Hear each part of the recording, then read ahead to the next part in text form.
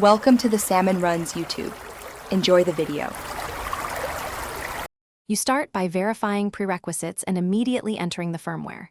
You need UEFI, administrative access, and any recovery media at hand. Once rebooting, press the correct key for your model to open UEFI. Timing matters, so do it during post. Make sure secure boot options are visible, sometimes under Security, Boot, or Authentication. If a supervisor password is required, set it now. You're ready to find the secure boot control and its current state without delay. Now you change the firmware settings to turn it on. First, disable Legacy/CSM and choose UEFI boot mode so secure boot can function. That step prevents conflicts. Next, toggle Secure Boot to enabled and select to install or enroll platform keys, PK, KEK, and DB, which establish trust. Once you apply changes, double-check boot order so the intended drive remains first.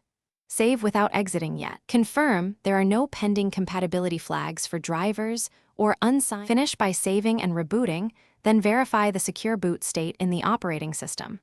You're going to check tools like msinfo32 on Windows or mokutil and dmesk on Linux to see secure boot, enabled, and confirm key presence. If the system won't boot, restore your firmware backup or use the recovery USB to reinstall keys. One key troubleshooting tip. If unsigned drivers block boot, temporarily disable them or re-sign them rather than turning secure boot off. That preserves security while resolving compatibility. Thanks for watching. Consider subscribing if we helped you.